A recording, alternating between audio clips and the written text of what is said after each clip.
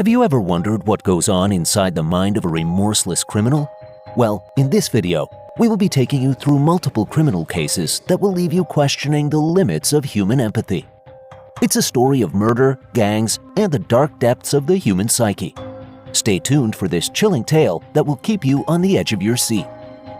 Lisandro Posada Vazquez. Lisandro Antonio Posada Vazquez, along with Victor Roda, Josue Correas Ventura, and Kevin Soto Bonilla, all members of the MS-13 gang, were charged with the brutal murder of 17-year-old Raymond Wood on March 27, 2017. According to reports, Woods was lured out of his home by the promise of a drug deal, only to be abducted from Lynchburg and taken to Roaring Run Road in Bedford County, a remote location where he was found with 29 stab wounds, his hand cut off, and his neck slit. During Posada Vazquez's trial in 2018, prosecutors revealed that he was responsible for some of the stab wounds inflicted upon Wood as he and his gang members took turns plunging their knives into the victim. They also explained that the brutal nature of the murder was a means for the gang members to increase their rank within the organization. In September 2018, Posada Vazquez pleaded guilty to capital murder, robbery, abduction for pecuniary benefit, and participation in a criminal activity associated with a criminal street gang. He was sentenced to life in prison, suspended after 75 years for the murder and abduction charges, and an additional 10 years for the gang participation charge. Despite pleading guilty to his heinous crimes, the remorseless Posada Vazquez sat stoically in the courtroom, showing no signs of regret or sorrow. Abel Gallegos. Alonso Quintana, Rene Francisco Rosales, and Abel Gallegos stood accused of a heinous crime that shook the community to its core. The trio had been found guilty on multiple counts for their role in the brutal murder of 21-year-old Simone Duran. According to authorities, the nightmare began when Duran identified Quintana in a police lineup for an attempted murder investigation in Adams County. From that point forward, she was targeted by Gallegos, Quintana, and Rosales. On a fateful day in November 2018, Duran was lured, kidnapped, shot 10 times while she begged for her life, and set on fire. It all started when Gallegos, the perpetrator of the crime, approached Duran on social media. He later met with Rosales and other accomplices at a house in Denver, where Duran was also present. Duran, Gallegos, and Rosales left the house together, but Rosales went home, leaving Duran alone with Gallegos. Gallegos, together with Duran, arrived at a parking lot situated on West Colfax and Kipling, where they met Quintana. But their meeting was far from a friendly reunion. Here, Quintana and Gallegos unleashed their brutality on Duran, imprisoning her in the back seat of a vehicle after a vicious assault. Their cruel intentions then took them to a secluded spot at 7th and Nile in Golden, where they callously shot her 10 times. And if that wasn't enough, Gallegos and Rosales returned to the scene of the murder to pour gasoline on her body and set it on fire. However, this wasn't Gallegos' first run-in with the law. With 6 felony convictions already to his name, he had already been revoked on parole or probation 8 times. At around 1:30 a.m. on November 6, 2018, firefighters received a report about a brush fire and upon arriving at the location, discovered the lifeless body. It was later revealed that Duran had died from gunshot wounds by the Jefferson County Sheriff's Office after her body was identified. Judge Philip McNulty, the sentencing judge in this case, was appalled by the casualness of the crime and the complete disregard for human life. In the end, justice was served as the trio was handed multiple life sentences without the possibility of parole. Quintana, identified as a habitual criminal, faced the consequences of his actions and was sentenced to life in prison with an additional 160 years. It was discovered that this was his 3rd felony conviction, according to the district attorney's office. Finally, 36-year-old Abel Candy Gallegos was sentenced on January 31, 2020 to life in prison plus an additional 163 years. He was found guilty of first-degree murder with intent, and after deliberation, conspiracy to commit first-degree murder, 2 counts of crime of violence, second-degree kidnapping, retaliation against a witness or victim, tampering with a deceased human body, tampering with physical evidence, among other charges. As Judge McNulty read out the sentencing, not a single one of them showed any hint of guilt or regret, despite the weight of their sentence. Lee Manuel Rios. It was a tragic day when Kenneth Lopez was fatally shot in Springfield, Massachusetts. Lee Manuel Rios was believed to be the mastermind behind the murder, and 3 of his co-conspirators were indicted for their involvement in Hamden Superior Court. Valerie Medina, 22, Daryl Self, 19, and Jonathan Guevara, 18, all Springfield residents, were indicted on charges of conspiracy to murder and accessory after the fact of murder in Lopez's killing. According to the indictments, these 3 individuals conspired with Rios to commit the murder. The accessory charge alleges that Medina, Self, and Guevara knew that Rios had committed a felony and acted with the intent to help him avoid detention, arrest, trial, or punishment. Rios reportedly had an issue with Lopez and assured him that the matter was nothing and would be resolved. According to court testimony, Lopez and Rios took a cab to the location where Lopez was ultimately killed. During the attack, Rios fired 5 shots at Lopez, hitting him 4 times, including twice in the head. After the shooting, Rios took Lopez's handgun. Lopez's body was found in the yard of a house at Dwight and Calhoun Streets in the city's North End. Police said he was shot sometime overnight. After Rios emerged as a suspect in Lopez's murder, police obtained warrants for his arrest and to search his Nursery Street apartment. During their search, the police uncovered a stash of illegal items. Among them were 2 loaded guns, one of which was found to be owned by Lopez himself. Additionally, the police found over 10 grams of cocaine and marijuana that appeared to be packaged for sale, along with various materials used in packing these illicit substances. Following this, Rios, 22, received his sentence with almost gladness, as his countenance showed no guilt whatsoever. He was charged with conspiracy, 8 firearms charges, and 2 drug charges. He was then held without bail in district court and sentenced to life in prison. George Gould Thomas. George Gould Thomas was a name that struck fear in the hearts of many in Bishop Lavis, Cape Town, South Africa. He was the notorious leader of the 28s gang, and for 4 years, he and 18 of his co-accused stood trial for a myriad of charges in the Western Cape High Court. The list of charges against Thomas was long and damning. He was convicted on 53 counts, including 2 counts of racketeering, 3 of belonging to a criminal gang, 3 of conspiracy to commit a crime, 10 counts of inciting the commitment of a crime, 3 counts of attempted murder, 1 of housebreaking with the intent to commit robbery, 3 counts of theft, 11 counts of illegally possessing firearms, and 10 of illegally possessing ammunition. The trial, which began in 2010, covered crimes committed by the gangs between 1999 and 2010. But it wasn't just the sheer volume of charges that made Thomas feared in the criminal underworld. It was the brutality of his crimes and the merciless way in which he operated. Thomas wasn't content with simply leading a gang. He was a ruthless killer who personally pulled the trigger in 3 of the 7 murders for which he was convicted.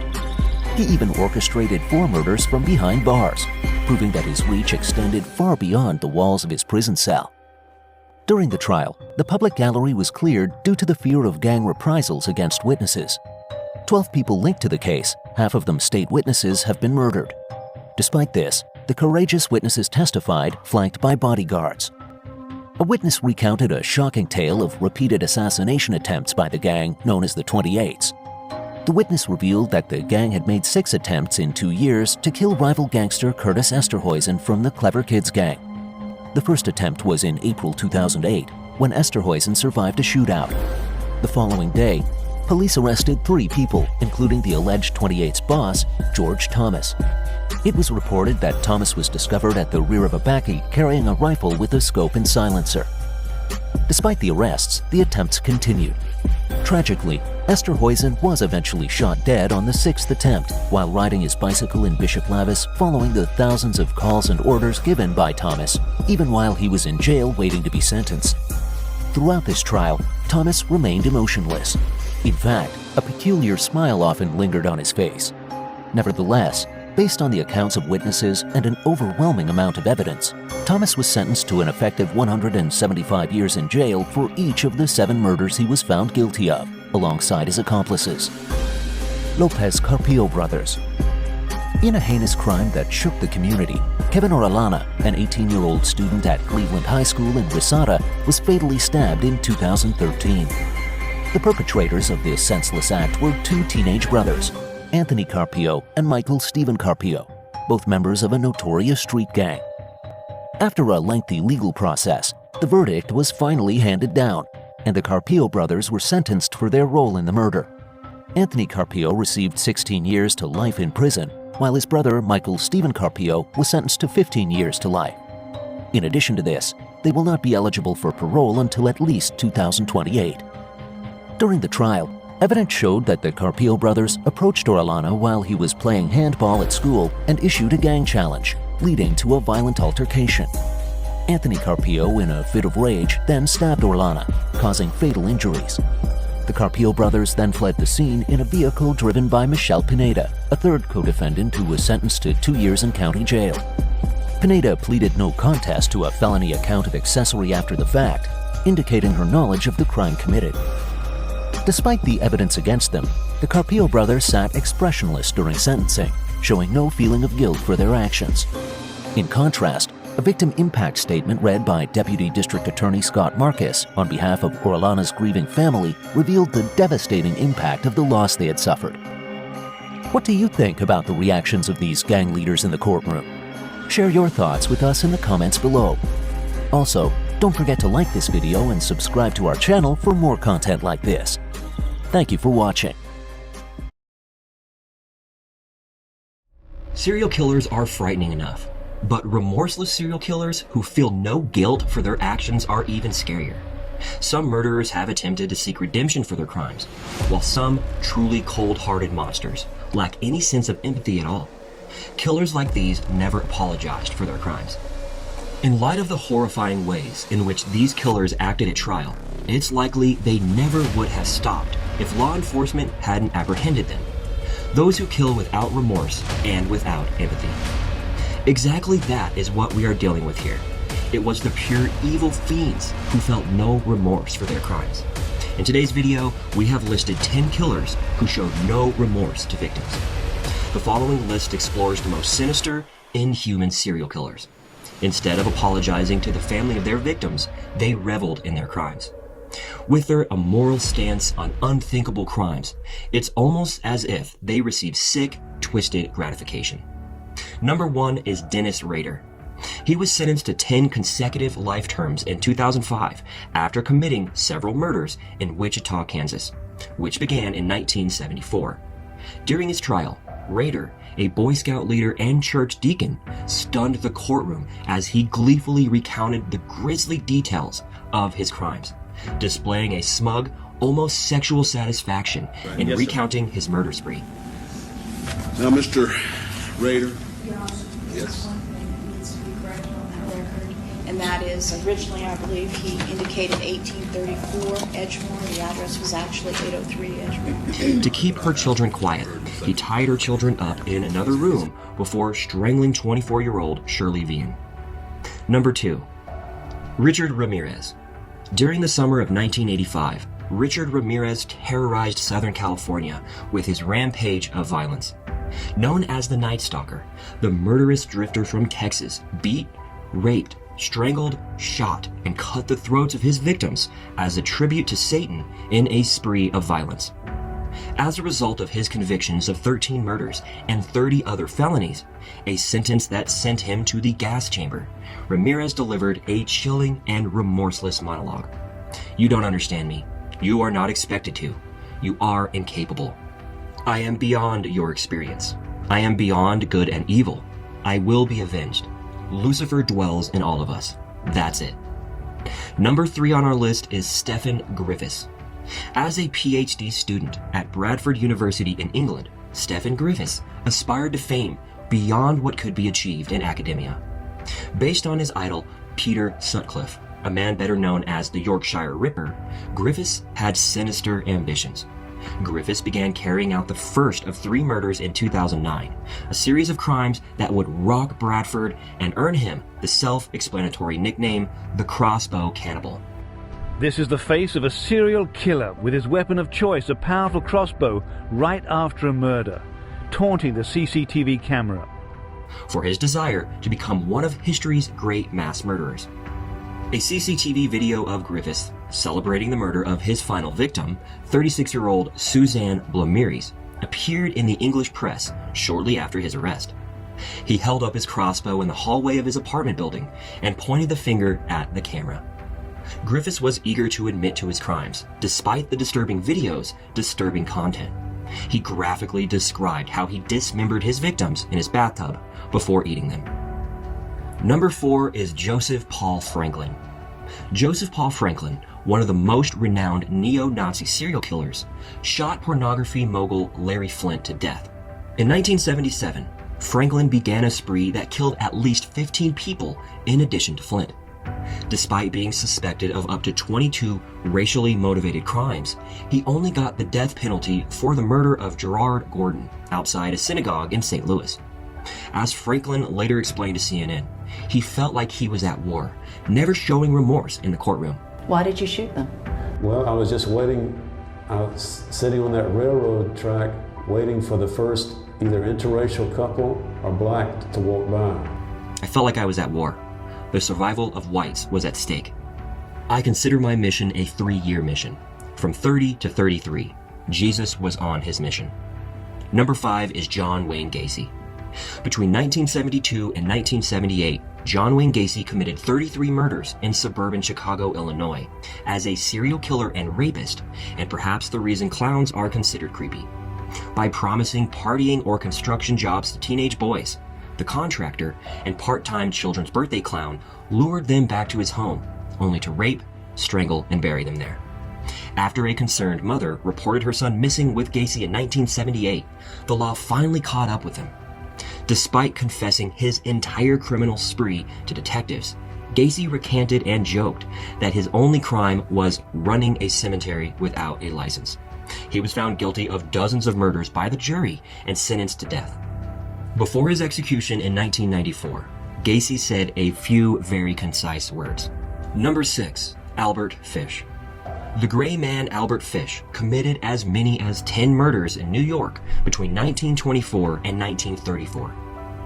3 young children were ultimately convicted of his crimes in 1935, all of which were committed on the same day.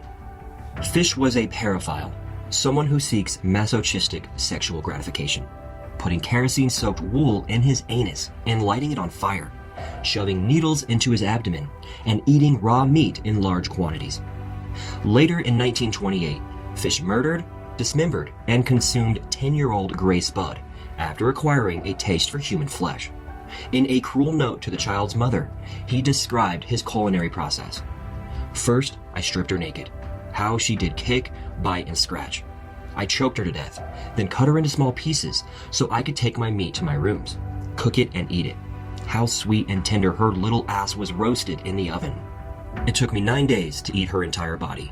I did not fuck her, though I could have had I wished. She died a virgin. At one point during his trial, Fish brags about having children in every state, but he does not even attempt to show remorse. His final moments on earth were even described as the supreme thrill of my life. At Sing Sing Prison in Ossining, New York, when he was finally executed by the electric chair. Number 7, Andre Chikatilo. From 1978 to 1990, Andre Chikatilo killed 53 people, 35 children or young teens, in a horrific spree of violence that made him one of history's worst mass murderers. Frequently raping, torturing, killing, and mutilating his victims, Chikatilo lured them from the bus and train stations to forests outside Rostov, where he raped, tortured, killed, and ate their organs. As a result of his arrest in November of 1990, he offered no expression of remorse during his trial, other than feeling sorry for himself. When I used my knife, it brought psychological relief, he said. I was like a crazed wolf. I just turned into a beast, a wild animal. A bullet was fired into Chikatilo's skull in 1994 as punishment for his horrendous crimes. Last but not least, he pleaded with dark humor, albeit unnervingly. Don't blow my brains out. The Japanese are after them. Number 8 is Joanna Dennehy. A life sentence was given to Joanna Dennehy, a rare punishment for a rare criminal, the female serial killer. 3 men were killed by Dennehy in Peterborough, England, in March 2013. Even though she pleaded guilty upon arrest, sparing the justice system from a lengthy trial, she made the most of her little time in court. Often seen smirking and laughing in the face of her crimes, Dennehy stood in the dock, awaiting the judge's summation, even yelling out the word bitches at one point. A particularly humorless judge probably didn't give her any sympathy and when he gave her a life sentence, she seemed shocked and stunned. Number 9 is H.H. Holmes. The Chicago area was terrorized by H.H. Holmes in the 1890s when he committed 27 murders that he self-admitted. Holmes killed almost as many migrant workers as he did white people, many of whom he took in as boarders in his mansion, which was more of a murder castle than a B&B. In addition to gas and suffocation chambers, Holmes's massive fortress included chutes for disposing of his victims. In terms of hospitality and homicide, it was a very streamlined operation. As he was being hanged, Holmes was said not to have shown any ounce of remorse for the lives he had taken. Instead, he offered a spirited explanation. Yes, I was born with the devil in me.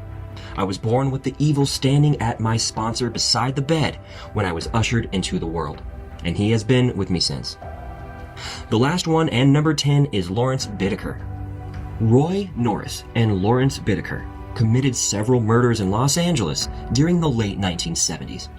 All the victims of this duo were young women who were often raped and tortured with pliers from Bittaker's toolkit before their lives were cut short. Ultimately, Bittaker and Norris, the toolbox killers, were captured, and Bittaker was sentenced to death in California. Despite torrents of horrifying evidence, Bittaker was described as jovial and defiant during his trial. As a remorseless monster, he was said to sign his letters Lawrence Pliers Bittaker. That's it for today. I hope you liked the video. If so, remember to like, share, and subscribe to our channel. This is a tragic case. I'm not sure I'll ever understand what these parents were thinking or doing to, I guess I'll have to say, literally watch their child starve to death, he said. This is a tragic case from where I'm sitting. I'm not sure that I'll ever understand what these parents were thinking or doing to, I guess I would have to say, literally watch their child starve to death. Could you imagine spending decades or even your entire life in prison? If you aren't in the situation these convicts faced when their sentencing verdict was announced, then you won't know. Was there any regret in their actions? What was their reaction to getting caught? These reactions indicate something about why they committed the crimes in the first place, perhaps by revealing their emotionality and sometimes violence. In today's video, we have listed the top 5 female convicts' freakouts after being given a life sentence. So let's start. Number 1 is Diana Joan Lovejoy. It was a dramatic finale to the trial as the defendant fainted during the jury's reading of their verdict on a botched murder-for-hire plot against her ex-husband. During a dramatic jury verdict hearing Monday in a murder-for-hire case targeting her ex-husband, a California defendant fainted as the jury read its verdict. Upon being found guilty of conspiracy and attempted murder, Diana Lovejoy, 45, collapsed in court, prompting loud gasps from the audience. 30 minutes later, the court reconvened and Lovejoy was wheeled out and taken to a hospital by paramedics, Fox 5 San Diego reported. As part of the plot, gun instructor Weldon McDavid Jr., 50, was also convicted of attempted murder and assault with a deadly weapon. She met McDavid at a gun range where she was taking a lesson, and the pair planned the crime together. As a private investigator, he claimed to have information about Lovejoy's estranged husband, Greg Mulvihill, according to prosecutors. Prosecutor Jody Breton told jurors Mulvihill was instructed to pick up a package containing materials related to Lovejoy at a remote dirt road. Mulvihill and a co-worker, Jason Kovac, drove to the area together to find a package taped to a power pole. Kovac testified that a person with a rifle pointed at them was seen lying down in the bush. As the shooting erupted, the witness and Mulvihill fled.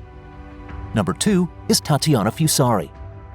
A mother stayed silent in the moments before a Kent County judge sentenced her to life in prison for starving her baby to death. Tatiana Fusari declined despite being allowed to speak before Judge Paul Denenfeld on Wednesday, November 17th. According to Fusari, her husband attacked her repeatedly and forbade her from going into Mary's room at night during her trial. At work, Fusari was breastfeeding Mary daily and letting her husband feed her pureed fruits and vegetables. The jury's verdict, according to Denenfeld, was rational and reasonable. This is a tragic case. I'm not sure I'll ever understand what these parents were thinking or doing to, I guess I'll have to say, literally watch their child starve to death, he said. I'm not sure that I'll ever understand what these parents were thinking or doing to, I guess I would have to say, literally watch their child starve to death. According to defense attorney Damian Nunzio, she plans to appeal outside the courtroom. "I think her testimony bore out in court that she doesn't believe she did anything wrong," he said.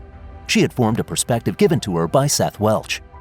While Nunzio said he believed the jury paid attention during the testimony, he acknowledged that the autopsy photos were overwhelming. "It was a very complicated case. I've tried many murder cases, but this was probably one of the most complicated just by the issues involved," he said. Third one is Michelle Blair. The mother of 2 Detroit children who admitted to killing them and hiding their bodies in a deep freezer was sentenced to life in prison Friday morning. The Detroit mother sentenced to life without parole for killing 2 children and hiding their bodies in a deep freezer was apparently remorseless. Michelle Blair, 36, was allowed to speak in court about the horrific case of her arrest in March and displayed her anger as before. "As horrendous as everyone thinks I am, that's fine. But I'm the only one who does not lie," she said, blasting the fathers of her dead children for being absent from their lives. The death of her children, Stony Ann Blair, 13, and Stephen Gage Berry, 9, is initially being charged with 2 counts of capital murder, 2 counts of premeditated murder, and 1 count of torture. She claims she killed Stephen in 2012 and Stony Ann in 2013 because they were sexually assaulting her now 8-year-old son, which she confessed to in court last month. During Blair's sentencing, Judge Dana Hathaway told her that the greatest tragedy was taking away her children's chances. "They lived in terrible fear of you, and I find that so sad in this case," Hathaway said. "After all is said and done, you imposed the death penalty on your children." Blair, who remained stone-faced, responded, "I did." Blair's older son, 8, and daughter, 17, are still undecided about their fate. Both Stephen and Stony Ann were fathered by those children's fathers. Blair cared for their children, which they are trying to regain custody of in court. A decision may be made by the end of the month. Fourth is Elizabeth Escalona. "I am a monster." A mother sentenced to 99 years in prison for gluing her toddler's hands to the wall and beating her to the point of coma was sentenced to prison today in Dallas. In stark contrast to yesterday, when she openly cried after a prosecutor asked her to count the bruises she inflicted on her daughter after the September 2011 attack, Elizabeth Escalona, 23, showed no emotion when the verdict was announced. After pleading guilty to her crimes in July, Escalona testified extensively in her own defense and requested her sentence to be commuted to a year of probation. "I hit her, kicked her constantly, and she didn't deserve that," said Escalona yesterday. "Only a monster does that." District Judge Larry Mitchell agreed Escalona may have experienced sexual abuse in the past, but he said the simple fact remains that she viciously assaulted her child. "Your child was beaten to death savagely," he said. Dallas County Prosecutor Aaron Price said she had not accepted responsibility for her actions. "Elizabeth lies to hide the evil," said Price. During a potty training crisis in September 2011, Escalona's other children alleged that she attacked Jocelyn Cedillo. The mother is accused of hitting her daughter with a milk jug, kicking her in the stomach, and sticking her hands to a wall with a glue known as superglue. An expert testified at her sentencing hearing that Jocelyn suffered bleeding in her brain, a fractured rib, multiple bruises, and bite marks. She also spent a few days in a coma. Doctors found glue residue, paint chips on her apartment wall, and some skin that had been torn off her hands. A state district judge has sentenced her to prison for savagely beating her child on September 7, 2011. Since Jocelyn's recovery, her grandmother now cares for her and her grandmother's 4 other children, including the baby who was born this year. According to prosecutors, Escalona has a history of violence and is unfit to be a mother. A recording was played in which Escalona threatened to kill her mother as a teenager. It was said that she had been a gang member and smoking marijuana since she was 11 years old. The last one is Erica Mae Butts and Shanita Latrice Cunningham. On Friday, the case's prosecutor announced that 2 South Carolina women had been sentenced to life in prison for killing a toddler in 2009. The Charleston judge sentenced Erica Mae Butts, 25, and Shanita Latrice Cunningham, 25, to life in prison on Thursday, 2 years to the day since 3-year-old Serenity Richardson died in their care. A guilty plea was entered in August. "It is nearly impossible for words to accurately describe what these women did to that poor little girl," said Elizabeth Gordon, assistant managing solicitor for Charleston County. "They beat her repeatedly with a belt and plastic coat hangers. You can see the outlines of the strikes on this child's body. There is not one area of this child's body that was unharmed except for the soles of her feet." The abuse occurred while Serenity was visiting Butts and Cunningham in Summerville, South Carolina, where Butts was Serenity's godmother and her mother's best friend. Serenity's mother, Aisha Richardson, lives in Detroit. The explanation they gave for the beatings was that Serenity had a potty accident, Gordon said. Their explanation is, we didn't know that we would kill her. They knew what they were doing, Gordon said. When Serenity became unresponsive on November 3, 2009, they put bleach under her nose and they put ice on her to try to revive her, Gordon said. A 911 call was made by Butts' mother. According to Gordon, the child had died for some time when medics arrived. She said this was the worst crime she had prosecuted against special victims in 4 years. Most child abuse-related homicides are caused by someone making a bad decision one day. Every single day, Butts and Cunningham decided to beat that child. Child Welfare Information Gateway estimates that 1,770 children died from abuse or neglect in 2009, according to the Department of Health and Human Services. According to the department, children's abuse deaths are underreported by most researchers. Children under the age of 4 are the most common victims. That's it for today. Hope you liked the video. If so, remember to like, share, and subscribe to our channel.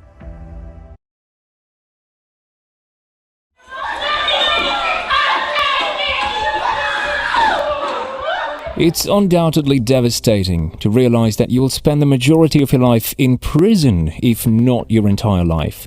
Although committing a serious crime often results in life sentence, not everyone who receives one deal with it in the same way. It's important to consider the emotional and psychological costs of facing such a bleak future, even though the punishment may be justified. Hello guys, welcome to our channel. We're back with another video that would shock you. Yes, in today's video we have listed the most disturbing reactions of teenage convicts getting life sentences. There is no doubt that it's hard to imagine a teenager committing a crime, but sadly these criminals did commit these crimes, but their reactions in court were shocking. Number 1 is Shondell Jackson, who had to be pepper sprayed. Upon learning he would spend the rest of his life in prison for killing Nathan Potter, Shondell Jackson became enraged. In addition to the victim's family, he cursed out the judge as well. Pepper spray was used against him after he was tackled by court officers.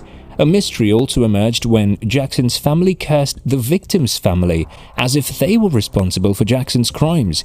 At one point in the trial, Jackson smiled at the victim's family as he was being led out of the courtroom, displaying no signs of sadness or regret. Judge Rebecca Dallett was addressed by Potter's father, John Potter, during the trial, saying, "Judge, there is nothing we can say to bring Nathan back," but he suggested a punishment that would be fitting to the horrific crime. "Can there be such a thing as pure evil?" he asked. "We think so." As a result of being sentenced to life in prison without parole, Jackson became violent and cursed at the judge. The police in the courtroom quickly responded, according to the news reporter, as if anticipating it, which they did due to the convicted killer's actions during his trial. He was restrained by officers using pepper spray. How terrible! Making this whole family, who was already devastated by the death of their loved one, the grueling torture of a trial, then to have his family verbally attack them, while their demon-spawned relative got into it physically with the guards. Number 2. Michael Swanson, who laughed and smiled.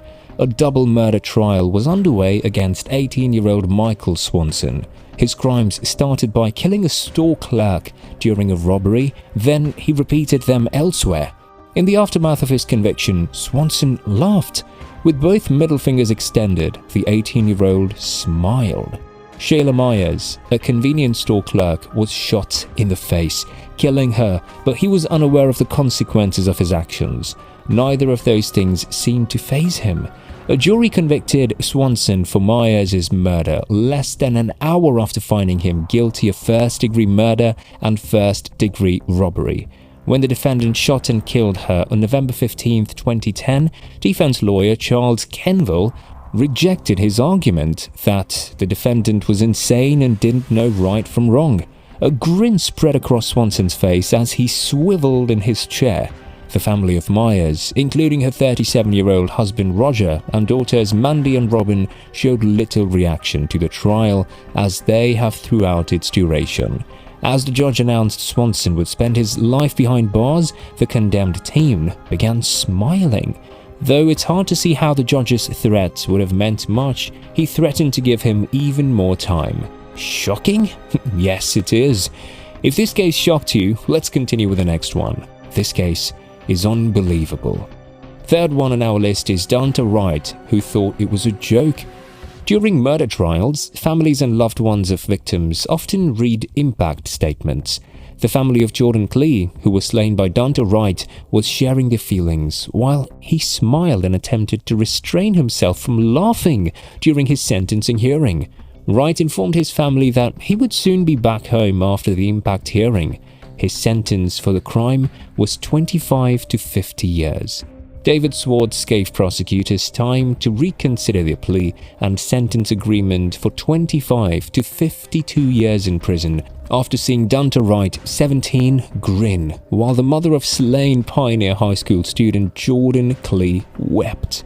Watching you sit there, smile and laugh and shake your head like this was no big deal. I'm very tempted to just say I'm not going to accept this sentence agreement, Swartz said, noting he's never rejected a plea deal before. We'll go to trial, and if you're convicted of felony murder, you'll go to prison for the rest of your life, he said. That means you'll die there. That's what I'm tempted to do. During Monday's victim impact statement, Wright smiled and shook his head, seemingly encouraged by a loved one in the courtroom. Fourth one is Dexter Johnson, who threw a chair. Following the death sentence of Dexter Johnson in 2007, the courtroom collapsed. Despite an established criminal career at 19, Johnson's last straw was the murder and rape of Maria Aparis, as well as a crime spree with 2 accomplices. Police had to subdue a young man condemned to death after he hurled his chair in anger, triggering relatives to plead for mercy in a Harris County courtroom. He was taken away on stretchers after 2 relatives of 19-year-old Dexter Johnson collapsed in the hall. Moaning and almost breathless, Johnson's toddler daughter's young mother lay on the floor. As the courtroom drama unfolded, the presiding judge comforted many in the audience, including the parents of the woman Johnson raped, murdered, and robbed. His reaction to his punishment had been watched by the courtroom moments earlier. In the middle of the 3rd day of the punishment phase of his trial, he sat stone-faced, staring at the defense table with a stone-faced expression.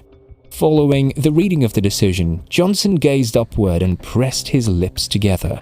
Tears welled up in his eyes. He waved to his family and hurled the chair to the ground. Afterward, he looked at his family and lifted his hand. While others scrambled to restore order, a few officers tackled him in an instant. Several of his relatives sobbed as they left after the outburst, and a male voice pleaded, "Don't kill him!" The 2 were taken to the hospital in an ambulance. The foreman read the verdict to Johnson as he covered his face with his hands. As jurors adjourned to jury rooms, he stormed out of the courtroom. Next is TJ Lane, who wore a t-shirt with "Killer" on it. A teen who killed 3 students and wounded 3 more was sentenced to life in prison without parole while wearing a t-shirt with "Killer" scrawled across it and gesturing obscenely on February 27, 2012, the anniversary of the attack at Chardon High School, about 25 miles east of Cleveland. TJ Lane, 18, pleaded guilty. With a smirk on his face, Lane watched relatives of those killed testify in court. Despite evidence that Lane suffers from hallucinations, psychosis, and fantasies, a juvenile court judge ruled that Lane was mentally competent to stand trial last year. He told investigators he couldn't remember why he shot, but he admitted to the shooting. According to Lane, the decision to commit suicide was something he made on his own. Lane had shown lack of compassion, had no remorse, and knew he was doing wrong. Judge David Furry of the Geauga County Common Pleas Court noted in sentencing Lane, a vulgar proclamation was made by him before he gave a finger to his victims' families at one point in the trial. Last but the oddest case is Jennifer Mee. Pickup girl can commit a crime. Does this sound stupid? Yeah, but unfortunately it's the truth. On Friday evening, September 20th, 2013, Jennifer Mee Center weeps after the jury found her guilty in her murder trial at the Pinellas County Justice Center in Clearwater, Florida. The Hiccup Queen will be sentenced to life without parole. As a result of her uncontrollable hiccuping, Jennifer Mee became known as the Hiccup Girl. Mee was convicted of first-degree murder Friday night and will serve life without parole. Jennifer Mee, 22, was convicted after the Pinellas County jury deliberated for 4 hours. When Mee heard the verdict in the Clearwater courtroom, she wept. Immediately afterward, Judge Nancy Moterly explained that life without parole was the most likely punishment. As she explained to her mother, she was charged with murder, even though she did not pull the trigger. "Because I set everything up," Mee explained during the call that was played for the jury. "It all went wrong. Mom, it just went downhill." Thank you for watching. We hope you liked this video. Please give it a thumbs up and subscribe to our channel for more content like this. We appreciate your support and feedback, so don't hesitate to leave us a comment or a suggestion for future videos. Be sure to hit the notification bell so you don't miss a thing. Of all military parastatals, the police force is more charged with the responsibility of reducing crimes, protecting and ensuring the safety of individuals. Like the common slogan, "The police is your friend." But if this is so, then what happens when the cops in uniform, who are supposed to protect you and secure life and properties, turn around and cause you even more pain and trauma, or worse, death? Well, this video is about to reveal the chilling and soul-shattering stories of bad cops who abused their authorities and were punished for it. Stay glued to your screens because these stories will send chills to your bones. Gerard Schaefer.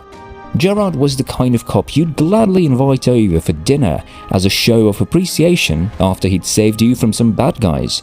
But behind the disguise, he was a psychopath. In fact, he was one of the most sickening dirty cops ever in history. Want to hear his story?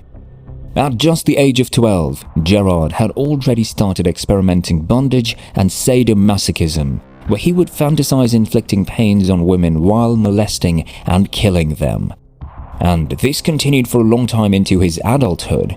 He eventually landed a job as a school teacher, but was fired as a result of his misconduct and for trying to impose his own moral and political values on students.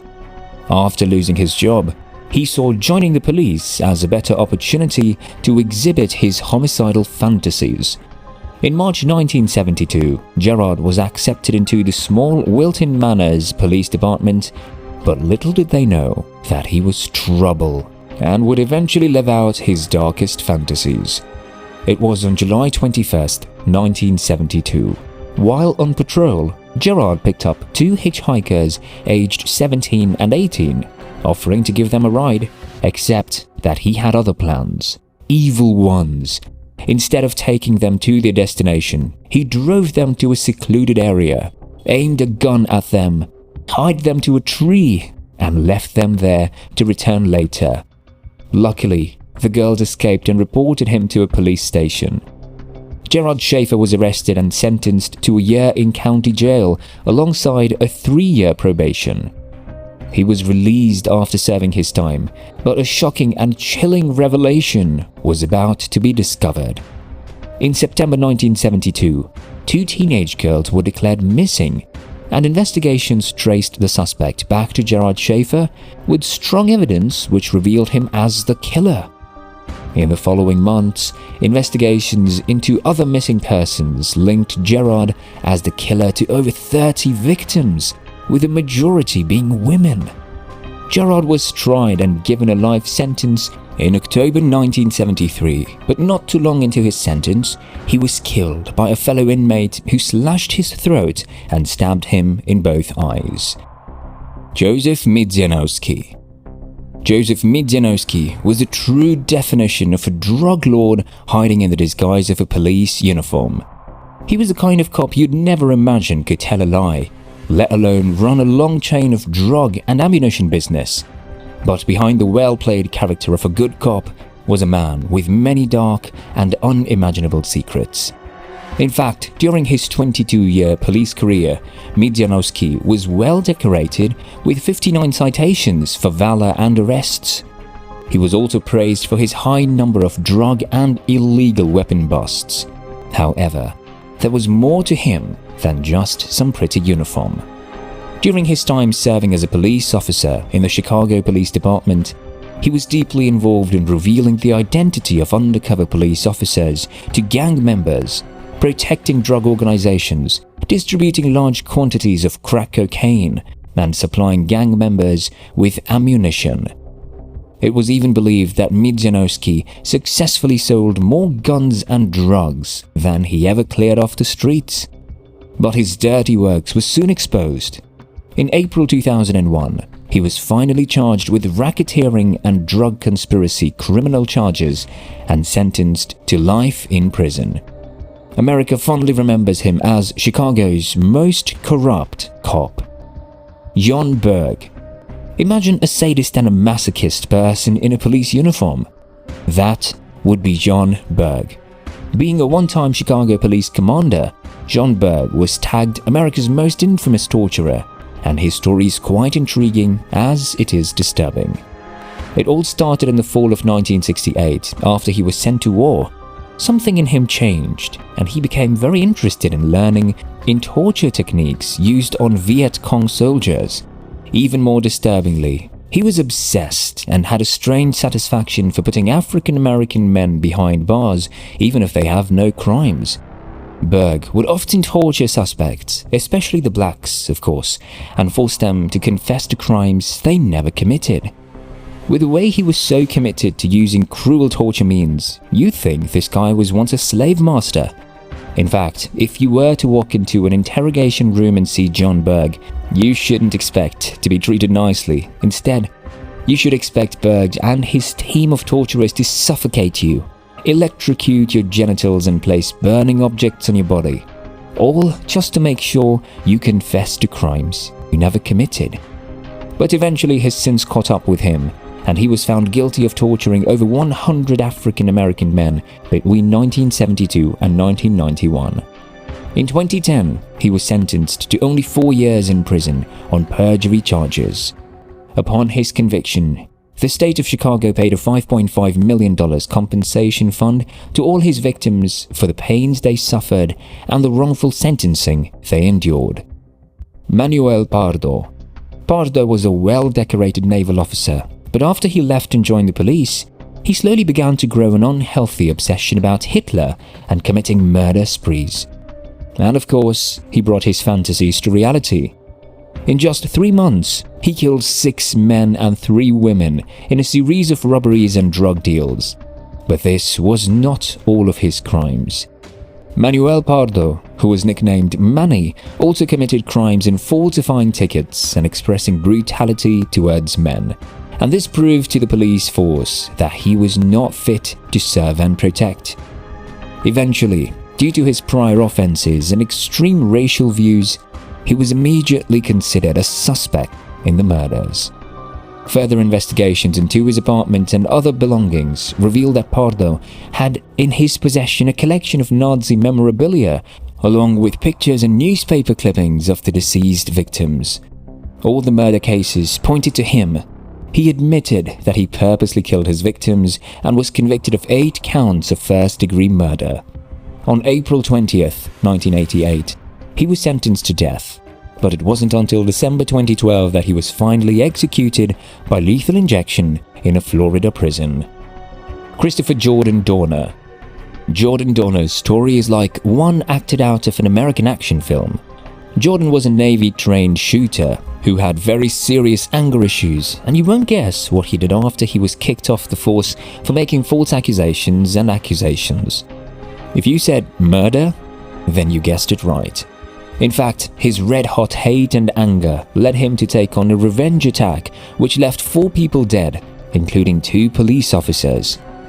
As if that wasn't enough, he used his Facebook page to openly discuss and detail his plans for the attacks, and this eventually became his manifesto, which authorities used to uncover hidden threats to his victims prior to the attack. This is where the story gets even more chilling. Upon his killings, in February 2013, a nationwide manhunt was declared for him. It was named as one of the largest manhunts in US history, spanning across 2 countries, US and Mexico. Jordan Dorner ran, but was eventually caught up in a standoff with the police, and it wasn't long before he died as a result of a self-inflicted wound to the head during this standoff. Ronald Glenn West. You would expect a police officer to protect, guide and secure lives, but no, not Ronald Glenn West. This man was everything but a police officer. Even though he wore the uniform and served in the Toronto Police Department, although on the outside he appeared to be responsible, he hid many terrible secrets that of course did not stay hidden for too long. During his time in service as a police officer, Glenn West showed violent tendencies and sexual motives towards women. Then his sins slowly began to catch up with him. First, in 1995, he was arrested after a string of agitated robberies and was sentenced to 8 years in prison.